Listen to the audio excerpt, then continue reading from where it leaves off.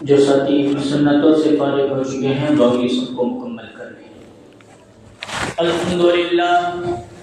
الحمدللہ نحمده ونستعینه ونستغفره ونؤمن به ونتوکل علیہ ونعوذ باللہ من شرور انفسنا ومن سیئات اعمالنا من يهد الله فلا مضل له ومن يضلله فلا هادي له ونشهد أن لا إله إلا الله وحده لا شريك له ونشهد أن سيدنا ومولانا محمدا عبده ورسوله صلى الله عليه وعلى آله وأصحابه وبارك وسلم تسليما كثيرا كثيرا أما بعد فأعوذ بالله من الشيطان الرجيم بسم الله الرحمن الرحيم ألا إن أولياء الله لا خوف عليهم ولا هم يحزنون وقال النبي صلى الله عليه وسلم من عادى لي وليا فقد آذنته بالحرب أو كما قال عليه الصلاة والسلام صدق الله العظيم وصدق رسوله النبي الكريم رب اشرح لي صدري ويسر لي امري واحلل عقدة من لساني يفقهوا قولي۔ ایک مرتبہ نبی اکرم صلی اللہ علیہ وسلم پر درود شریف پڑھیے۔ اللهم صل على محمد وعلى آل محمد كما صليت على إبراهيم وعلى آل إبراهيم إنك حميد مجيد۔ اللهم بارك على محمد وعلى آل محمد كما باركت على إبراهيم وعلى آل إبراهيم إنك حميد مجيد۔ محترم بزرگوں اور عزیز دوستوں، اللہ تبارک و تعالی کا احسان، اللہ کا فضل اور اللہ کا کرم ہے کہ اللہ تبارک و تعالی نے ہم تمام کو اپنی نسبت سے، اپنے حبیب نبی اکرم صلی اللہ علیہ وسلم کی نسبت سے، دین کے تعلق سے جم کر جڑ کر بیٹھنے کی توفیق نصیب فرمائے۔ جو باتیں کہی جائے اللہ تعالی ہم تمام کو ان تمام باتوں پر ہمیشہ موت تک عمل کرنے کی توفیق نصیب فرمائے اور قیامت کے دن کے لیے ذریعہ نجات اور ذریعہ مغفرت بنا دے۔ بزرگوں، دوستوں اور عزیزوں، اب بیان سنتے ہم بہت سمجھدار ہو چکے ہیں۔ مولانا خطبے میں کون سی آیت پڑھی، اس میں کیا جملہ آیا، آج مولانا کیا بیان کرنے والے سمجھ میں آ رہا ہے کہ نہیں آ رہا؟ نہیں آ رہا؟ نہیں تو سن لیں گے نہیں، سنے ہنستے تو سمجھ میں آیا، سنے نہیں تو سمجھ میں نہیں آ رہا۔ ابھی بھی دھیان سے سننے کی بہت ضرورت ہے۔ میں خطبے میں ایک آیت قرآن مجید کی پڑھا، الا ان اولیاء اللہ لا خوف علیہم ولا هم يحزنون۔ سنو، ہوشیار ہو جاؤ، خبردار، اللہ کے دوست، اللہ کے ولی اور اللہ کے اولیاء کو کسی چیز کا خوف نہیں ہوتا اور وہ کسی بارے میں غمگین نہیں۔ اب سمجھ میں آیا؟ اب میں کائے پر بیان کرنے والا اولیاء اکرام پر بیان۔ آگے حدیث آیت جیسی تھی، آیت میں جو مضمون تھا اسی تعلق سے میں نے حدیث پاک کا ایک جملہ اور ٹکڑا پڑھا، جس میں نبی صلی اللہ علیہ وسلم نے فرمایا من عادى لي وليا فقد آذنته بالحرب، جس کا ترجمہ اور مطلب یہ ہے جو میرے کسی ولی اور دوست کو ستائے گا، اللہ فرماتا ہے میں اس سے اعلان جنگ کرتا ہوں۔ اب یہ دو چیزوں کو سامنے رکھیے، عنوان کو سامنے رکھ کر بات کو دھیان اور توجہ کے ساتھ سنو۔ سننا ہے اس نیت سے، بولنا ہے اس نیت سے کہ ہمیں عمل ٹھیک کریں گے، سنیں گے انشاءاللہ۔ اللہ تعالیٰ نے دین کے پھیلانے کے لیے اپنے کچھ مخصوص بندوں کو ہر زمانے کے اعتبار سے منتخب کیا۔ جن پر شریعت اور دین نازل ہوتا تھا وہ انبیاء علیہم السلام، قوموں تک جا کر، ہر فرد اور ہر بشر تک جا کر، ہر گھر تک جا کر دین کی دعوت دینا، دین پہنچانا اور ان کو اللہ سے جوڑنے کا کام انبیاء علیہم السلام نے کیا۔ دنیا اتنی بڑی، مشرق سے لے کر مغرب تک، شمال سے لے کر جنوب تک پھیلی ہوئی دنیا، اور اس دنیا میں بہت ساری قومیں، بہت سارے نسل اور بہت سارے لوگ دنیا میں آتے بھی رہے اور جاتے بھی رہے، لیکن جہاں جب بھی جو قوم بھی دنیا میں پیدا ہوئی تو وہاں بت پرستی، شرک و بدعت، کفر و ضلالت، گمراہی پھیلی۔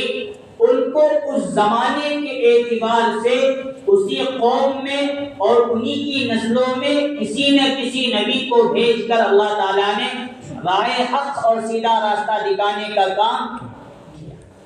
کم و بیش 1,24,000 کہتے ہیں، کم و بیش یہ جملہ بولیں، کم بھی ہو سکتے ہیں، زیادہ بھی ہو سکتے ہیں، گارنٹی اس کی نہیں۔ اب حدیث میں بھی جو آیا ہے مستقل حضور نے اتنے ہی ہیں یہ نہیں بتایا، روایتوں میں بھی اختلاف رکھا۔ کیوں رکھا؟ تاکہ ہمارا ایمان صحیح معنی میں بن جائے۔ کسی روایت میں 1,24,000، کسی میں 1,80,000، اور تیسری روایت بھی غالباً ملتی ہے جو اس سے بھی زیادہ۔ اب چلو روایتوں کی بات ایک سیٹ تھوڑی دیر کے لیے رکھ دیتے ہیں۔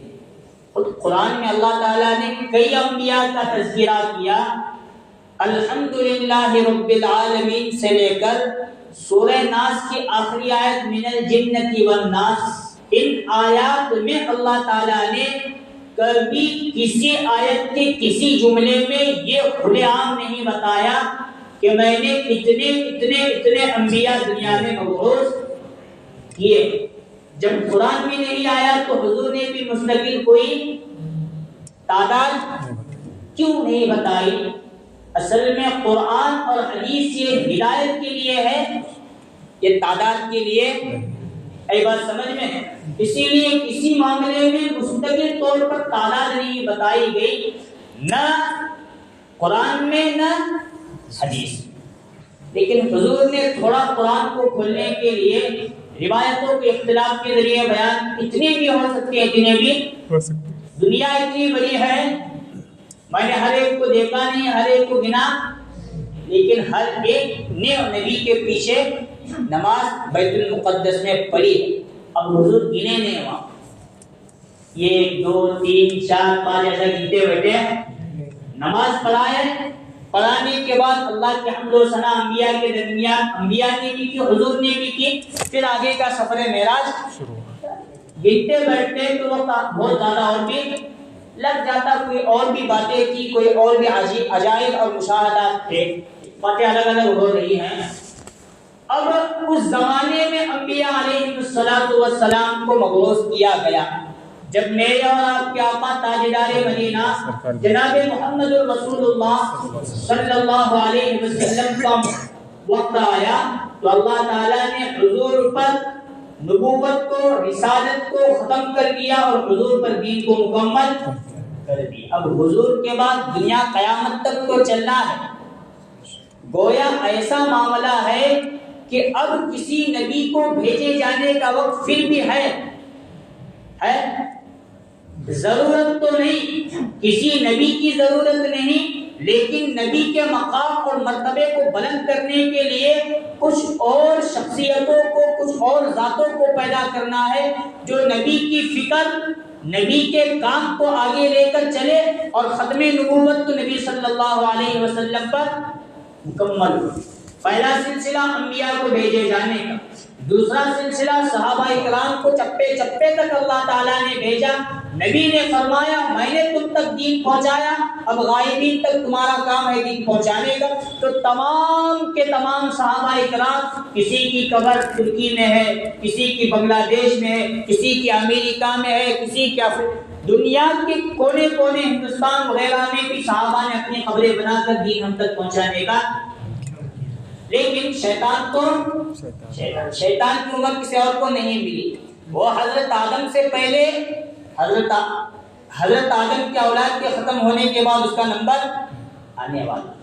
تو انہیں کیا نہ کیا دور کیے, کہاں نہ کہاں مجھے کیسے نہ کیسے انسانوں کو گمراہ کر. جب گمراہیت ضلالت ہے تو اللہ تعالیٰ ہدایت کے راستے بھی کھولنے کے لیے کچھ ایسے لوگوں کو پیدا کرتے ہیں جو جا کر نبی کی, انبیاء کی فکروں کو آگے بڑھا کر لوگوں کو اللہ سے جوڑنے کا.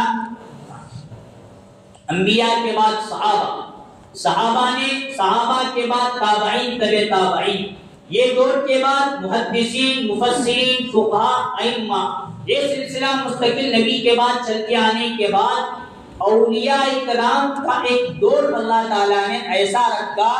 ولی کسی اور جگہ کے ہوتے تھے, لیکن جہاں جیسی ضرورت پڑتی اللہ تعالیٰ ان کو وہاں سے کشف و کرامت کے ذریعے یا نبی صلی اللہ علیہ وسلم خواب میں آ کر بشارت دے کر ان کو مقام بتایا کرتے تھے, وہاں جاؤ, وہاں گمراہی اور ضلالت پھیلی ہے, وہاں جا کر تمہیں کام کرنا ہے.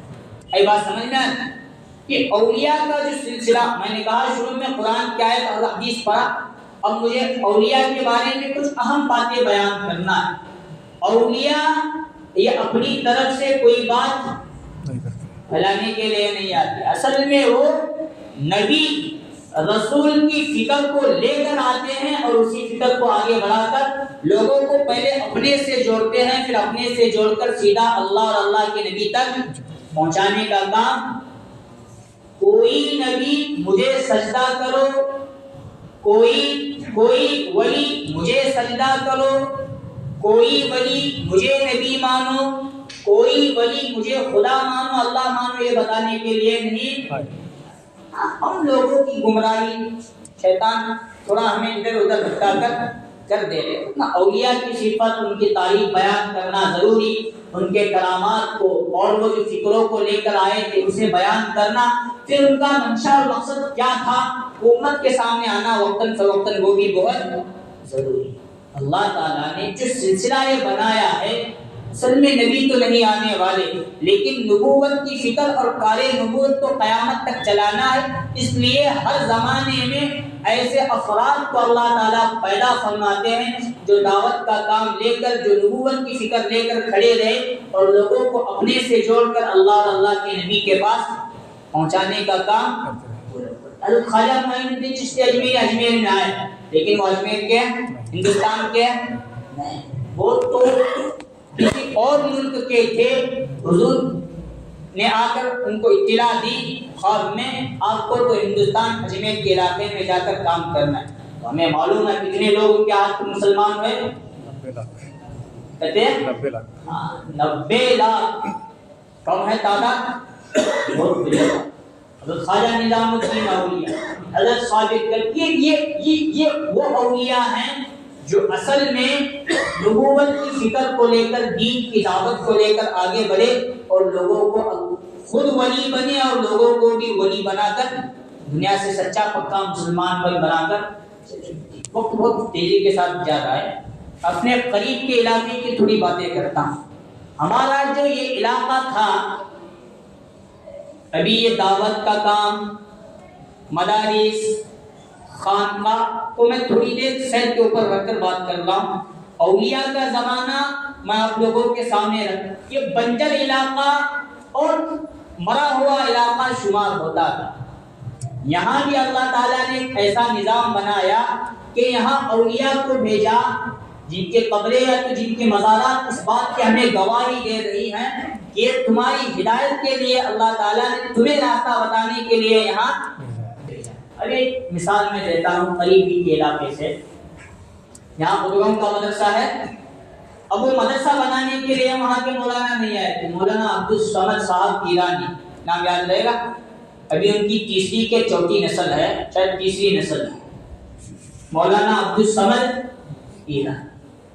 ان کو بھی حضور نے بشارت دی کہ تمہیں فلاں علاقے میں جا کر, وہاں سے وہ گھوڑے پر سوار ہو کر ایران سے نکلے, آ کر انہوں نے اپنی خانقاہ یہاں لگائی اور لوگوں کو اللہ اور اللہ کے نبی صلی اللہ علیہ وسلم کی تعلیم. پھر ایک ماحول ایسا بنا کہ لوگ ان سے بہت جڑتے گئے. تو تو ایک طرف کی خانقاہ کو رکھ کر دوسری طرف مدرسے کی بنیاد رکھ کر اپنا علمی فیض، نبی کا علمی علوم نبوت وہ ہمارے علاقے میں پھیلانے. اور ایک اصول یاد رکھنا، پہلے 15 سے لے کر 20 سے لے کر 25 کلومیٹر کا فاصلہ اس ولی کو کرامت کے ذریعے، کشف و کرامت کے ذریعے دیا جاتا تھا. یہ علاقہ آپ کا اتنے علاقے میں رہ کر آپ کو دوسرا تھوڑا علاقہ گیا، آگے کسی اور ولی کو اللہ تعالیٰ وہاں. اب وہ آگے پیچھے یہ میل اور مسافت کی بات شاید مجھ سے آگے پیچھے ہو رہی ہے. میرج میں دیکھتے ہیں تو وہاں خواجہ شمنا میر رحمت اللہ علیہ. آگے بڑھتے ہیں تو ادگاؤں سے آگے بڑھتے ہیں تو اوروار کا علاقہ، وزیر بابا. اطراف کا جو علاقہ کھیڑے گاؤں، وہاں حضرت خواجہ وزیر بابا رحمت اللہ علیہ کو بھیجا گیا. اب یہ اپنے مقام پر رہ کر انہوں نے اللہ کی محبت، نبی کی محبت کے کو لوگوں کے دلوں میں اتنا بسایا کہ وقت کے تمام لوگوں کو یہ بتایا کہ اللہ کے نبی سے ہمیں جڑنا ہے. اور ہوتا سلسلہ چلا گیا. آگے بڑھے تو ہمارے اس علاقے میں بھی بہت سارے اولیاء. کروشی میں دیکھتے ہیں تو حضرت شاہنور بابا رحمت اللہ علیہ، ان کے بارے میں تھوڑا پڑھ رہا تھا. تو وہ عرب مکہ سے نکلے اور بیجاپور کے علاقے میں پہنچے. بیجاپور میں عادل بادشاہ کی حکومت کی. اس نے کرویش کو فتح کیا. اس زمانے فتح کرنے کے بعد کہا حضرت ہمارے یہاں تو ہم لوگ ہیں، آپ کی ضرورت وہاں ہے کروشی اور اس کا علاقہ جا کر آپ سنبھالیں گے تو بہت. وہ یہاں آئے، الحمدللہ ثم الحمدللہ. آگے کی باتیں ہمیں یاد. یہ جو علاقہ ہے اللہ تعالیٰ اولیاء کو بھیج کر دین کا کام کراتے ہیں. ہمیں سمجھنے کی ضرورت کس لیے اللہ بھیجتے ہیں؟ انہیں کو خدا بنانے کے لیے نہیں، ان کے ذریعے خدا سے اور اللہ سے، اللہ کے نبی سے جڑنے کے لیے یہ اولیاء کا سلسلہ رکھتے ہیں. اور جہاں کفر اور ضلالت پھیل جاتی ہے وہاں کسی مومن بندے کا اٹھنا اور کسی ولی کا آنا بہت ضروری بات ہے. آ کر وہ دنیا سے نہیں جوڑتے، دین سے جوڑ کر کسی نہ کسی طریقے سے لوگوں کی آخرت بنانے کا کام. واقعے کے طور پر گجرات کا ایک واقعہ میں آپ کو بتاتا ہوں. ایک ماں باپ دونوں کے دونوں چور تھے. کون تھے ماں باپ؟ چور. ایک نمبر کی چور. اور چوری میں اتنے بڑے ماہر ہو گئے، چوری کرتے کرتے ڈاکہ ڈالنا بھی انہوں نے شروع کیا.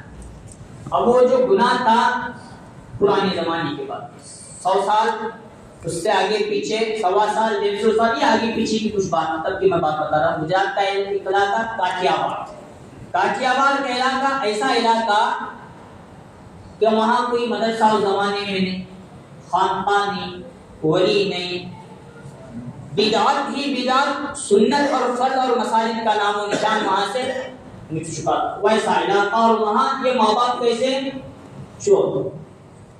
اب جو چوری اور ڈاکے کے جرم میں ان کو جیل میں ڈالا گیا، جیل ہی میں ان کو ایک بچہ پیدا ہوا محمد پالن حقانی. نام یاد رکھنا، کیا نام؟ محمد پالن حقانی. وہ ماں باپ کو بیچارے پیٹ پالنے کے لیے چوری ڈاکہ یہ کام کیا، ورنہ ان کا بھی کوئی، ہر شخص شوقیہ کام نہیں کرتا، کسی کی کوئی مجبوری ہوتی ہے، اس مجبوری میں وہ کام کرتے تھے. جیل ہی میں بچہ پیدا ہوا لڑکا تو انہوں نے حضور کے نام پر نام رکھا محمد. ہم جو کام کر رہے ہیں شاید یہ محمد کے نام کی برکت سے ہمارا بیٹا وہ کام نہیں. تو بیٹا تو بڑا ہوا، ماں باپ کا انتقال وغیرہ ہوا، بیٹا بڑا ہوتے ہوتے ہوتے علاقے کا ماحول کا اثر بھی ہوتا ہے. تو جو محمد صاحب تھے انہوں نے چوری وغیرہ تو نہیں کی، لیکن انہوں نے قوالی گانا شروع کیا. لیکن آواز بھی اتنی بہترین نہیں کہ لوگ ان کی قوالی کو سنیں. تو ان کا بھی گزر بسر اس زمانے میں وزیر بابا کی طرح ایک ولی ان کے علاقے میں پالن پور یا وہ جو کاٹیاواڑ کا علاقہ ہے وہاں. اب وہ جو ولی تھے، وہ جو مجذوب کہتے ہیں اللہ کی یاد میں دیوانہ، ویسے ولی وہ وہاں آ کر جو کھاتے دیتے، کھاتے نہیں دیتے تو لوگوں کو مارتے، ایسے ولی وہ وہاں. اب محمد پالن حقانی صاحب رحمت اللہ علیہ چاہتے تھے یہ کہ میں ہمارے علاقے کا سب سے بڑا قوال بنوں. اس کے لیے محنت بھی کرتے تھے, کوشش بھی, لیکن محنت اور کوشش ان کی کامیاب نہیں. اللہ جب کسی سے کام لینے پر آئے, کسی کو سبب بنا دے, اور اکثر اولیاء صفت انسان کو سبب بنا کر اللہ کوئی راستہ وہاں سے بنانا شروع کر. محمد پال حقانی صاحب وہ ولی کے پاس گئے اور جا کر انہوں نے کہا, حضرت قوالی گانے کا شوق ہے, پیٹ پالنے کے لیے تھوڑا بہت پیسہ مل جائے, لیکن لوگ پسند ہے کیونکہ آواز بھی اتنی نہیں اچھی نہیں اور گانا بھی مجھے اتنا اچھا نہیں آتا, اس لیے میرے لیے دعا کرے کہ اللہ تعالیٰ مجھے بہترین قوال بنا. تو کہنے لگے ولی تیرے پاس کھانے پینے کے لیے کچھ پیسہ سامان ہے تو ذرا لے کر. جیب میں جو کچھ تھا 58 روپیہ, جا کر کچھ کھانے پینے کا تھوڑا سامان وہ لے کر وہ ولی انہوں نے اپنے منہ میں وہ رکھا, چبایا اور پلیٹ میں تھوک دیا اور کہا اگر تیرا گھوڑا سب سے آگے, تجھے ضرورت ہے تو یہ کھا, کھائے گا تو تیرا گھوڑا ہمیشہ آگے. وہ اشارہ کر رہے ہیں کچھ, وہ کیا سمجھے میرا گھوڑا مطلب میری قوالی ہمیشہ آگے نہیں والی, لیکن ولی کو ان سے اللہ کے ذریعے کام لینا تھا. تو وہ شوق میں مجھے قوال میں ماہر بننا ہے, مطلب ان کا جھوٹا بھی جو اٹھا کر انہوں نے لقمہ کھایا. علماء اکرام اس بات کے گواہ ہیں. اس کے بعد اللہ تعالیٰ نے اوپر سے پورا کا پورا علم نبوت ان کے سینے کے اندر منتقل. میں حوالہ یوں نہیں دے رہا, ابھی بھی ان کے بیانات یوٹیوب پر موجود ہیں, آپ سنیے. آج ڈاکٹر ذاکر نائک کو ہم دیکھتے ہیں, قرآن کی آیت کس نمبر کی سورت, کس نمبر کی آیت, حدیث کا کتاب کا حوالہ کس نمبر کی حدیث. یہ ڈاکٹر ذاکر نائک صاحب آج بولتے ہیں ترقی کے دور میں, اس زمانے میں وہ ان پڑھ بندہ بولا کرتا تھا اپنے پاس علم کے نہ ہونے کے بعد, کیونکہ ولی کی برکت سے اللہ تعالیٰ نے جو علم دیا, پھر اس کے بعد جو انہوں نے کاٹیاوار کا علاقہ نہیں پورے گجرات پر ایسی محنت کی, لوگ ان کا بیانات سننے کے لیے دور دراز سے آیا کرتے تھے اور وہاں سے کچھ نہ کچھ ہدایت کی باتیں لے کر جائے. یہ ہے اولیاء. اولیاء محنت کا میدان بنانے کے لیے آتے ہیں, وہ بنا کر چلے جاتے ہیں, اور ان کی یادیں, ان کی مزارات اور ان کے نام سے کچھ خانقاہیں ہمارے پاس موجود رہتی ہیں. ہمیں اس کے ذریعے کیا کرنا چاہیے, ان کا احسان ہم پر ہے, وہ دین ہمیں سکھانے کے لیے آئے تھے, وہی دین سکھانے کے لیے ہمیں آگے چلنا ہے. یہ فکر اصل میں انبیاء کی, یہی فکر صحابہ کی, یہی فکر تابعین تبع تابعین اولیاء اکرام کی تھی, جو ہم تک دین کا سلسلہ میراث نبوت پہنچی ہے. وہ ہمارے ذمے اللہ تعالیٰ نے اب دیا ہے, اس کام کو آگے کس طرح ہمیں بڑھا, ان کی محنت کو آگے بڑھا کر لوگوں تک ہدایت کی بات پہنچانا ہے, یا ان کو پسے پشت ڈال کر ان کے نام پر مال ملیدہ بٹور کر ہمیں گمراہیت کا سلسلہ جاری کرنا ہے. یہ میرے اور آپ تک کا مسئلہ. اولیاء جو آئے دین کا کام کرنے کے لیے آئے, سب کچھ ہمیں سکھا کر. گزشتہ جمعہ میں شاید میں نے کہا تھا فضائل اعمال ہی میں وہ روایت حضرت شیخ الحدیث حضرت مولانا زکریا صاحب رحمۃ اللہ علیہ نے نقل کیا ہے کہ دنیا میں ایک وقت میں 500 برگزیدہ بندے اولیاء کا ہونا ضروری. کتنے؟ 500. انہی کے برکت سے اللہ تعالیٰ کائنات کے نظام کو 500 برگزیدہ اولیاء اور 40 قطب و ابدال کا ہونا ضروری. جب ان میں سے کسی کا انتقال ہو جاتا ہے تو اللہ تعالیٰ کسی نہ کسی کو فوراً ان کا مقام اور مرتبہ فوراً دے دے. 40 میں سے ایک کم ہوئے تو کسی کو ابدال فوراً بنا دیا جاتا ہے. 500 میں سے ایک کم ہوئے, انتقال ہوا تو 500 کی تعداد فوراً. ہر زمانے میں اس تعداد کا ہونا بہت ضروری, جن کی برکت سے اللہ تعالیٰ کائنات کا نظام چلا. اصل میں سمجھانا یہ ہے دین کا کام اللہ تعالیٰ ہر زمانے میں کسی نہ کسی طریقے سے, اولیاء کا زمانہ تھا ان کے طریقے سے, اس کے بعد اللہ تعالیٰ نے ایک راستہ ہمارے لیے مدارس کا کھولا, خانقاہوں کا کھولا, پھر آج دعوت و تبلیغ کا ایک دین ہی کے کام ہے. دین کا کام سمجھ کر ان کو کرتے رہنا اور وقت کی ضرورت سمجھ کر اپنے لیے کرتے رہنا, یہ ہم لوگوں کے لیے بہت ضروری. یہ چھوڑ کر ہمیں بیٹھوں پھر تو شیطان خالی بیٹھنے نہیں دیتا. یوں نہیں کرتا تو دنیا کا کام کرتا, دین نہیں کرتا تو گمراہیت لا کر بتانا شروع. یہ جو اجتماعات ہوتے ہیں, مدارس کے جلسے ہوتے ہیں, خانقاہی دینی مجالس ہوتی ہیں, اس میں اپنے آپ کو چھوٹا کر کے شرکت کرنا یہ ہم لوگوں کے لیے بہت بہت بہت ضروری ہے. یہ اصل میں نبی کی اولیاء کی فکروں کو اپنے دلوں میں بسانا. یہ اگر ہمارے اندر آ گئی, اگر تھوڑی بھی فکر ہے تو اللہ تعالیٰ زیادہ کام لے گا, اور اگر تھوڑی بھی فکر نہیں ہے تو اللہ تعالیٰ کچھ بھی کام ہم سے لینے والا. قریب میں اجتماع ہوگا, اس کے لیے خود محنت بھی کرنا, اس کے لیے دعوت بھی دینا, اور وقت نکال کر اللہ کے راستے میں 6 اور 4 مہینے نکالنا, یہ بہت ہمارے لیے ضروری. کیونکہ یہ فکریں ہیں, یہی فکر انبیاء کی, یہی فکر صحابہ کی, یہی تابعین تبع تابعین کی, ائمہ کی, غوث قطب ابدال کی, اولیاء کی یہی فکر. کس طرح بندہ اللہ سے جڑے, اللہ اور اللہ کے نبی کا پیارا, اور یہی فکر ان راستوں کے ذریعے ہمیں کی جا رہی ہے. اللہ تعالیٰ سے دعا ہے اللہ تعالیٰ ہم تمام کو انبیاء علیہ السلام کی محنت سے ہمیں جڑے رہنے کی توفیق نصیب فرمائے, دین کے کام میں جڑے رہنے کی توفیق نصیب فرمائے. اولیاء, غوث قطب ابدال, انبیاء کی جو محنت ہے اپنے دل میں صحیح معنی میں بسانے کی توفیق نصیب فرمائے. آمین. وآخر دعوانا الحمدللہ رب العالمین.